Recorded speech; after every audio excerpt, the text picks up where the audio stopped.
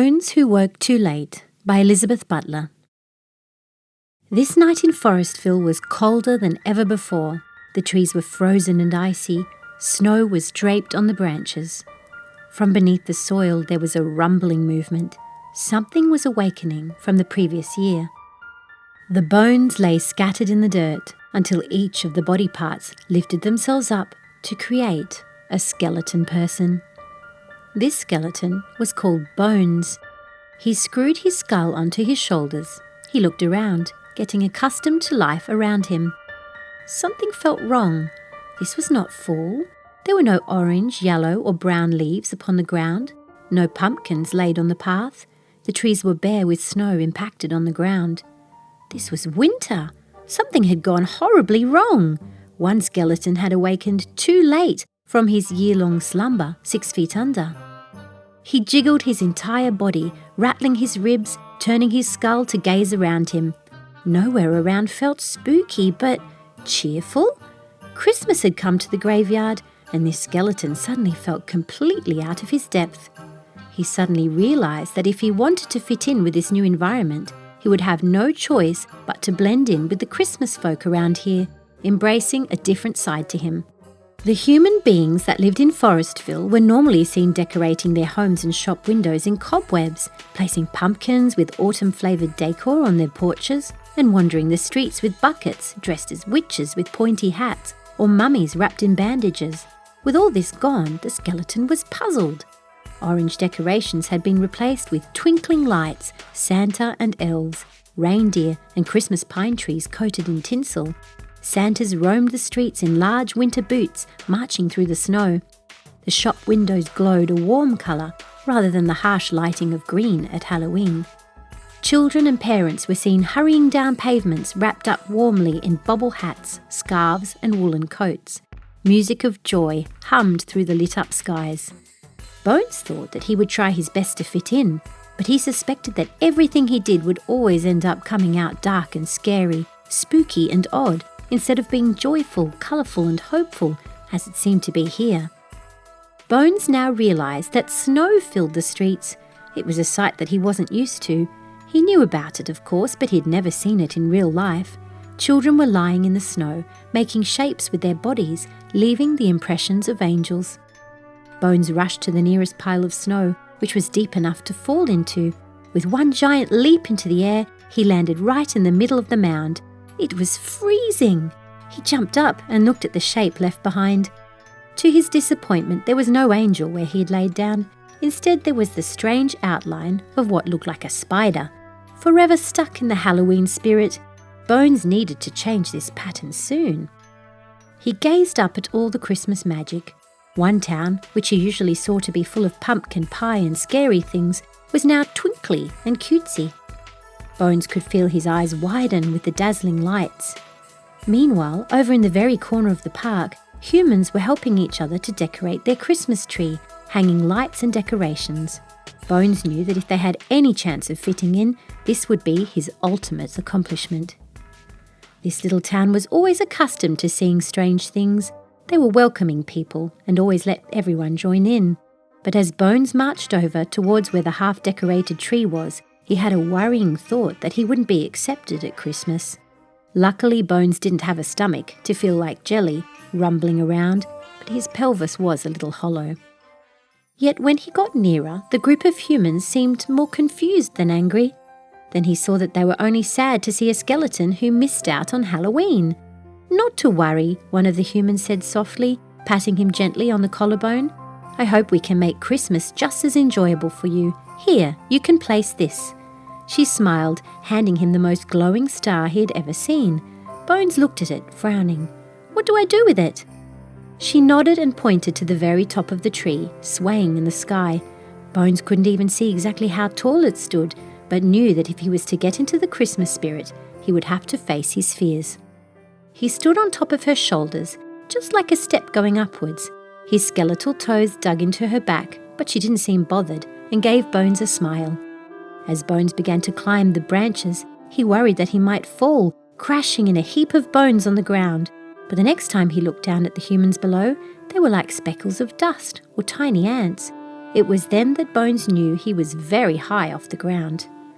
With the golden star held tightly to his rib cage, Bones managed to reach up, his long spindly arms stretching right up to the tip of the tree. He had finally achieved what he had dreamed of doing. The humans cheered and clapped their gloved hands. Bones balanced on his skeletal legs, staring at the glowing star. It seemed to shine for miles around. Suddenly, however, he felt his bony toes losing balance and unable to cling on. "Catch me!" Bones yelled as he came tumbling down from the branches. The crowd cried out with concern, their hands ready to catch.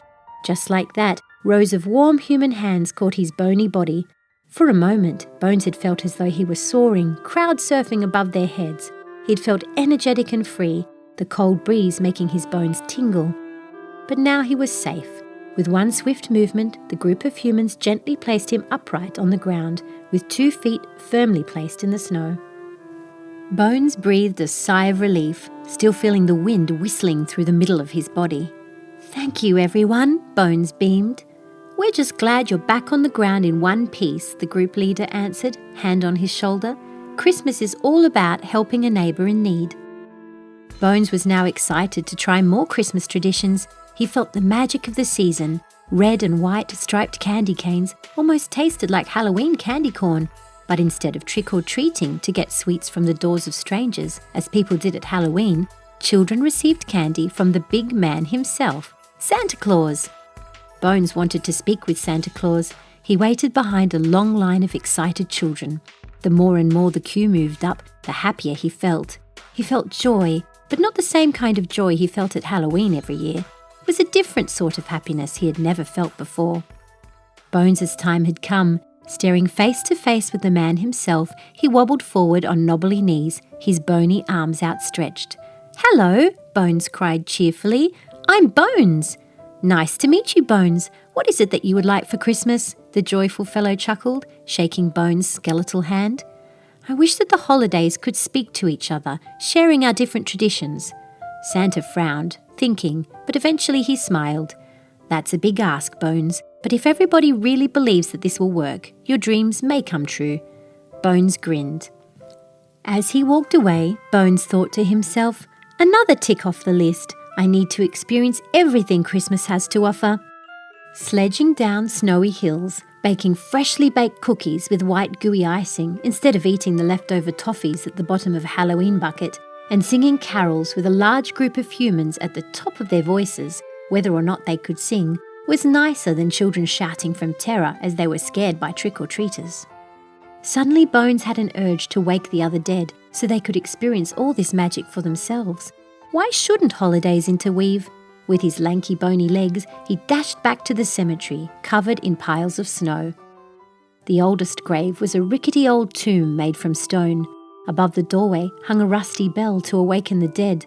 Bones had obviously missed the ring this October. Ding, ding, ding! The metal bell swung back and forth when Bones touched it gently. All at once the ground shook. The snow that rested on the gravestones slid across the frosty earth. Hands, feet and heads popped up to the snowy scenery, frozen after being wrapped up nice and warm underground. Most of them looked very confused, staring at the ice that surrounded them. "It's not October already," one groaned, getting to her feet. "No, we've just had it. There must be something wrong." "It's so cold," they all said, their teeth chattering and their arms rattling on their bodies. "Follow me into town," Bones yelled, his voice ringing clear all around the cemetery so that all the dead could hear. "Trust me." His friends started to march together in one large crowd, as they usually would on Halloween night.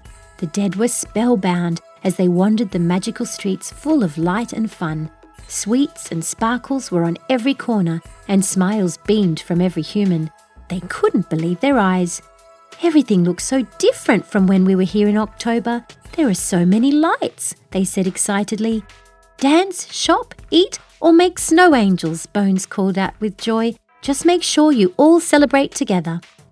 The dead all dashed off as fast as they could. Some jingled the bells that rang upon the sleighs, some sat upon Santa's lap, others made pies and festive foods, while more happily played with snowballs, cheerfully throwing them at one another.